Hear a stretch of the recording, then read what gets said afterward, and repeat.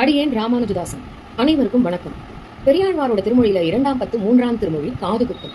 இதுல கண்ணனோட காதுகள்ல மகர குண்டலங்களை பொருத்தி பார்க்கணும்னு ஆசைப்படுற யசோத அவனோட காதுகளை குத்தி திரியிட்டு நீள செய்யணும். நீளமா இருந்தா மகர குண்டலங்கள்லாம் பெருசா தொங்கும் இல்லையா, அதனால அந்த காது ஓட்ட பெருசாகும். அதுக்கு திரியிட்டு அதை நீள செய்யணும். அப்படிங்கிறதுக்காக அவனை காது குத்துறதுக்காக ரொம்ப ஆசாசியா ரொம்ப செல்லம் கொஞ்சம் அவனை கூப்பிடுறான்.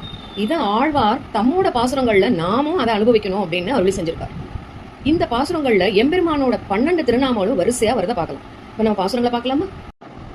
போய்பான் உடையன் என் தந்தையும் தாழ்த்தான், பொருந்திர கஞ்சன் கடியன் காப்பாரும் இல்லை கடல் வண்ணா உன்னை தனியே போய் எங்கும் திருதி பேய்பால் முளை உண்ட பித்தனே கேசவ நம்பி உன்னை காது குத்த ஆய்பாளார் பெண்டுகள் எல்லோரும் வந்தார் அடைக்காய் திருத்தி நான் வைத்தேன்.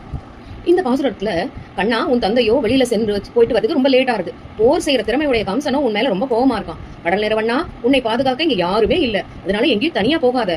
பூதனையோட பால் உண்ட மதிமயக்கம் உள்ளவனே கேசவனே அப்படின்னு 12 திருநாமத்துல முதல் திருநாமமா கேசவா அப்படின்னு சொல்றாரு. உன் காதுகளை குத்த இடைக்குள்ள பெண்கள் எல்லோரும் வந்து நிற்கிறார்கள். நானும் அவர்களுக்கு வெற்றிலை பாக்கு கொடுக்க வைத்திருக்கிறேன். வந்தா யாராவது வந்து வெத்தலை பாக்கலாம் கொடுக்கணும், அதெல்லாம் வச்சு வெயிட் பண்ணி இருக்கலாம். அதனால காது குத்துக்கவா அப்படின்னு யசோதை கூப்பிடுறா. வண்ண பவளம் அருகினில் சாத்தி மலர்பாத கிங்கினியாப்ப நன்னி தொழும் அவர் சிந்தை விரியாத நாராயணா இங்கே வாராய் என்னற்கரிய விரானே திரிய எரியானே காது கேடுவன் கண்ணுக்கு நன்றும் அழகும் உடைய கனகன் கடிப்பும் இவையாம். இந்த பாசுரத்தில் 2வது திருநாமமான நாராயணா அப்படிங்கிற வணங்குவோர் மனதை விட்டு அகலாமல் அருள் புரியும் நாராயணனே, நீ பவழவடத்தை இடுப்பில் அணிந்தும் தாமரையை ஒத்த திருப்பாதங்களில் அணிந்த சதங்கைகள் எழுப்பும் இனிய ஓசையுடனும் நீ இங்கே வர வேண்டும். நினைப்பதற்கு மிக அருமையான எம்பிரானே, உன் காதுகளுக்கு எரிச்சல் உண்டாகாதபடி திரியை நுழைப்பேன். கண்களுக்கு அழகாக தோன்றும் அவை வையமெல்லாம் பெரும் வார்கடல் வாழும் மகர குழை கொண்டு வைத்தேன். வெய்யவே காதில் திரிய இடுவன் நீ வேண்டியதெல்லாம் தருவன். உய்ய இவ்வாயர் குலத்தில் தோன்றிய உன் சுடர் ஆயர் கொழுந்தே மையன்மை செய்திகள ஆட்சியர் உள்ளத்து மாதவனே இங்கே வாராய். இந்த பாசுரத்துல 3வது திருநாமமான மாதவன் அப்படிங்கிற பேரை சொல்றார், திருநாமத்தை சொல்றார். எல்லோரும் உஜீவிக்க வேண்டிய இடையர் குலத்தில் உதித்த மிக ஒளி பொருந்திய இடையர்களின் கொழுந்து போன்றவனே, உலகத்தை எல்லாம் தனக்கு விளையாக கொள்ளக்கூடிய பெரிய கடல்வாழ் சுறாமீனின் வடிவில் அமைந்த அழகான காதணிகளை கொண்டு வந்துள்ளேன். உன் காதினில் துளைகளை அடைத்துக் கொள்ளாத வண்ணம் உன் காதில் திரியை இடுவேன். நீ விரும்பிய பொருள்களெல்லாம் கொடுப்பேன். மாதவனே, இடைப்பெண்களை மோகம் செய்யக்கூடியவனே வா அப்படின்னு கூப்பிடுறா. வனம் நன்று உடைய வைர கடிப்பிட்டு வார்க்காது தாழப் பெருக்கி குணம் நன்று உடையார் இக்கோபால பிள்ளைகள் கோவிந்தா நீ சொல்லும் கொள்ளாய். இணை நன்று அழகையை கடிப்பிட்டாள் இனிய பலாப்பழம் தந்து சுனம் நன்று அணிமுலை உண்ணத் தருவன் நான் சொத்தம்பிரான் இங்கே வாராய். வண்ணமுடைய வைரக்கற்களால செய்த நல்ல காதணிகளை அணிந்த நல்ல குணமுடைய இடைக்குள்ள பிள்ளைகள் தாய் சொல்படி தாங்கள் காதுகளை தோல் வரை தொங்குமாறு செய்து கொண்டு அழகாக இருக்கிறார்கள். கோவிந்தனே, இந்த இடத்துல கோவிந்தாங்கிற அடுத்த திருநாமத்தை சொல்றாரு. கோவிந்தனே, நீயோ என் சொல் பேச்சை கேட்பதே இல்லை. இப்படி இல்லாமல் மிக அழகாக இக்காதணிகளை கொண்டால் உனக்கு தேன் போன்ற இனிமையான பலாப்பழங்களை தருவேன். என்னுடைய சுவாமியே, உன்னை மகிழ்ச்சி கொள்ள செய்கிறேன், இங்கே வா அப்படின்னு கூப்பிடுறா. சோத்தன் பிரான் என்று இருந்தாலும் கொள்ளாய் சுரிகுழலாரோடு நீ போய் கோத்து குறவை பிணைந்து இங்கு வந்தால் குணம் கண்டு இடுவனோ நம்பி பேர்த்தும் பெரியன அப்பம் தருவன். பிரானே, திரையட ஒட்டில் வேய் தடந்தோளார் விரும்பும் கருங்குழல் விட்டுவே நீ இங்கே வாராய். என் தலைவனே, உன்னை கெஞ்சி அழைத்தாலும் வருவதில்லை. பூரணனே, நீ சுருண்ட கூந்தலை உடைய பெண்களுடன் சேர்ந்து கைகோர்த்து குறவை கூத்தாடிய பெண் இங்கு வந்தால் நான் எப்படி அதை குணமாக கொண்டாட முடியும்? உனக்கு வேண்டிய பெரிய அப்பம் தருவேன். உன் காதில் திரையடை செய்து வா. எல்லோராலும் விரும்பத்தக்கவனும் கருமையான கூந்தலை உடையவனும் மூங்கில் போன்ற தோள்களை உடையவனே விஷ்ணவே இங்கே வா. இந்த இடத்துல விஷ்ணுங்கிற திருநாமத்தை சொல்றார். விண்ணெல்லாம் கேட்க அழுதிட்டாய் உன் வாயில் விரும்பி அதனை நான் நோக்கி மண்ணெல்லாம் கண்டு என் மனதுள்ளே அஞ்சி மதுசூதனே என்று இருந்தேன். உன்னேதும் இல்லை உன் காது மறியும் பொறுத்து இறை போது இரு நம்பி கண்ணே கண்ணா என் கார்முகிலே கடல் வண்ணா காவலனே முளைவுனாயே. உன் காதுகளில் அணிகலன்களை பூட்டுவதற்கு உன்னை அழைத்த போது நீ வராமல் மண்ணை அள்ளி தின்றாய். உன் வாயை திறந்து பார்ப்பதற்கு எனக்கு வெகு ஆச்சரியமாக உலகங்களை அனைத்தையும் உன் வாயில் காட்டினாள். அதை கண்ட என் மனதில் ஐயம் ஏற்பட்டு நீ மதுசூதனனே என்று புரிந்து கொண்டேன். உன் காதில் புண்ணில்லை, காதணியை போடும்போது க்ஷணப்பொழுது வலி ஏற்படும், அதை நீ பொறுத்துக் கொள்ள வேண்டும். பூர்ணனே, கண்ணனே, காலமேகம் போன்றவனே, கடல் நிறத்தவனே, ஜெகத் ரட்சகாவே வா அப்படின்னு கூப்பிடுறா. இந்த பாசுரத்துல மதுசூதனாங்கிற திருநாமத்தை சொல்லிட்டு பெரியாழ்வார். முளையேதும் வேண்டேன் என்று ஓடி நின் காதில் கடிப்பை பறித்து எரிந்திட்டு மலையை எடுத்து மகிழ்ந்து கல்மாறி காத்து பசுநரை மேய்த்தாய்.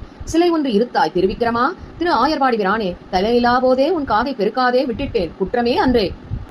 கோவர்தன மலையை கையால தூக்கி பிடித்து கல்மழையிலிருந்து இடையர்களை காத்தவனே, பசு கூட்டங்களை மேய்த்தவனே, திருவிக்கிரமனே. திருவிக்கிரமான்ற நாமத்தை இந்த இடத்துல சொல்றார் பெரியாழ்வார்.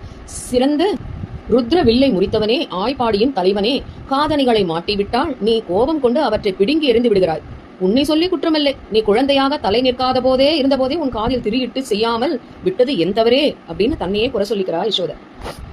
என் குற்றமே என்று சொல்லவும் வேண்டாகான். என்னை நான் மண்ணுண்டிட்டேனாக அன்புற்று நோக்கி அடித்தும் பிடித்தும் அனைவருக்கும் காட்டிற்றிலேயே. வன்புற்ற அரவின் பகைக்கொடி வாமன நம்பி உன் காதுகள் தூரும் துன்புற்றன எல்லாம் தீர்ப்பாய் விரானே திரியிட்டு சொல்லுகேன் மெய்யே. இந்த பாசுரத்துல கண்ணனும் யசோதை கிட்ட எதிர்த்து சொல்றான். அதோட இல்லாம வாமனாங்கிற திருநாமத்தை பெரியாழ்வார் சொல்லியிருக்கார். என்ன சொல்றான் கண்ணன் பார்க்கலாமா? என்னுடைய குற்றம் என்று நீ சொல்ல வேண்டியதில்லை, ஏனென்றால் நான் மண்ணுண்டதாக சொல்லி என்னை பிடித்துக் கொண்டு அன்பின் மிகுதியால் என்னை அடித்தும் எல்லோருக்கும் என்னை காட்டி கொடுத்தாயே அப்படின்னு கண்ணன் யசோதையை பார்த்து கேட்கிறான். அப்போ யசோதை சொல்றா, பாம்பின் விரோதியான கருடனை கொடியாக கொண்ட வாமனோத்தமனே. இந்த இடத்துலதான் நாம் பெரியாழ்வார் திருநாமத்தை சொல்றார். நான் இப்படியே பேசிக் கொண்டிருந்தால் உன் குத்திய காது கூர்ந்துவிடும். உன்னை அண்டையவர்களின் துன்பம் போக்கும் தலைவனே, உன் காதில் திரியையிட்டு வலிக்காதபடி திரியையிடுகிறேன். சத்தியமாக சொல்கிறேன், நான் உன்னை அடிக்க மாட்டேன் அப்படிங்கிறார். மெய் என்று சொல்லுவார் சொல்லை கருதி தொடுப்புண்டாய் வெண்ணையை என்று கையை பிடித்து கரை உரலோடு என்னை காணாவே கற்றிட்டிலையே செய்தன சொல்லி சிரித்து அங்கு இருக்கில் ஸ்ரீதரா உன் காது தூரும் கையேர் திரிய இடுக்கிடாய் இன்னென்ற கார்கியார் சிரியாமே. இந்த பாசுரத்துல அடுத்த திருநாமமான ஸ்ரீதராங்கிற திருநாமத்தை பெரியாழ்வார் சொல்றார். என் மீது அவதூறாக சொல்பவர்களின் பேச்சை உண்மை என்று எண்ணி வெண்ணெய் திருடி தின்றா என்று பழியை சுமத்தி எல்லோரும் பரிகாசிக்கும்படி என்னை உரலில் கட்டவில்லையா என்று கண்ணன் யசோதையை பார்த்து கேட்கிறான். ஸ்ரீதரா, முன்பு செய்ததை இப்பொழுது சொல்லிவிட்டு நீ புன்சிரிப்புடன் நீ அங்கு நின்று கொண்டிருந்தால் உன் காதுகள் தூர்ந்துவிடும். இங்கு இருக்கும் பெண்கள் உன்னை பார்த்து சிரிக்காமல் இருக்க என் கையில் இருக்கும் திரியை இட்டுக்கொள்வாயாக அப்படின்னு கூப்பிடுறா. முன்னாடி செஞ்சதை இப்ப சொல்லி நீ புன்சிரிப்பா ஏமாத்திரியா, பேசி பேசி ஏமாத்திரியா அப்படிங்கிற மாதிரி யசோதை கேட்கிறா. கார்கியாருக்கும் உனக்கும் இழுக்குற்று என் காதுகள் வீங்கி எரியில் தாரியாதாக தலை நொந்திடும் என்று விட்டிட்டேன் குற்றமே அன்றே. சேரியில் பிள்ளைகள் எல்லோரும் காது பெருக்கி திரியவும் காண்டி ஏர்விடை செற்று இளங்கன்று எரிந்திட்ட இருடிகேஷா எந்தன் கண்ணே வா அப்படின்னு கூப்பிடுறா. இந்த பாசுரத்துல ரிஷிகேஷா அப்படிங்கிற திருநாமத்தை சொல்றாரு பெரியாழ்வார். என் காதுகளை குத்துவதால் அது வீங்கி போய் எரிச்சல் ஏற்படும், அதனால எல்லா பெண்களும் என்ன கேலி செய்வா, உனக்கு அதனால பழிவராதா அப்படின்னு கண்ணன் கேட்கறான். அதுக்கு யசோதை, கண்ணா நீ சிறு குழந்தையாக இருக்கும் போதே உன் காதுகள்ல திரியிட்டு இருக்க வேணும், நான் என்ன பண்ண உனக்கு தலைவலிக்குமோ அப்படின்னு பயந்துட்டு செய்யாமல் விட்டது என் தவறுதான் அப்படின்னு சொல்றா. கால உருவுல வந்த அரிஷ்டாசுரனையும் கன்று உருவுல வந்த வக்ஷாசுரனையும் வதம் செய்த ரிஷிகேஷா என் கண்ணா வா அப்படின்னு பிள்ளைகள் எல்லாரும் காதை நன்னா பெருக்கிட்டு இருக்கா பாரு உன்னோட ஃப்ரெண்ட்ஸ் எல்லாம், நீ மட்டும் காதுகளை திரியே போட்டுக்கலையே வா பாத்திரியா வா அப்படின்னு சொல்லி கூப்பிடுறா. கண்ணை குளிர கலந்து எங்கும் நோக்கி கடல் கமழ் பூங்குழலார்கள் எண்ணத்துள் என்றும் இருந்து தித்திக்கும் பெருமானே எங்கள் அமுதே உன்ன கனிகள் தருவன் கடிப்பொன்றும் நோவாமே காதுக்கு இடுவன் பண்ணை கிழிய சகடமுதை திட்ட பத்மநாபா இங்கே வாராய். இந்த பாசுரத்துல பத்மநாபா அப்படிங்கிற திருநாமத்தை பெரியாழ்வார் சொல்றார். இடைக்குள்ள அழகிய பெண்களை முழுவதும் நோக்கி உன் கண்களை அவர்கள் கண்களோடு சேர்த்து எப்பொழுதும் அவர்கள் மனதில் நீங்காத இடம் கொண்ட வாசனை பூக்களை அணிந்து இருக்கும் அப்பெண்களின் மனதில் இருப்பவனே பத்மநாபா எங்கள் அமுதே உனக்கு கனிகள் தருவேன், உன் காதுகள் வழி இல்லாமல் திரியிடுவேன், சகடம் உதைத்தவனே இங்கே வா அப்படின்னு கூப்பிடுறா. வா என்று சொல்லி என் கையை பிடித்து வலியவே காதிற் கடிப்பை நோவத் திரியில் உனக்கு இங்கு இழுக்குமுற்று என் காதுகள் நொந்திடும் கில்லேன் நாவர் பழம் கொண்டு வைத்தேன் இவை காணாய் நம்பி முன் வஞ்ச மகளை சாவ பால் உண்டு சகடு இற பாய்ந்திட்ட தாமோதரா இங்கே வாராய். கண்ணன் சொல்றான், இங்கே வா அப்படின்னு என்ன அழைச்சி எனக்கு வலுக்கட்டாயமா காதணிகளை போட்டுடுற, அதனால உனக்கு என்ன நஷ்டம், எனக்கு தானே காது வலிக்கும், அதனால நான் வரமாட்டேன் போ அப்படின்னு சொல்றான். ஆனா என்ன சொல்றா யசோதை, உனக்கு நாகப்பழம் எல்லாம் கொண்டு வந்திருக்கேன், நீ அதை சாப்பிடலாம் வா அப்படின்னு சொல்றா.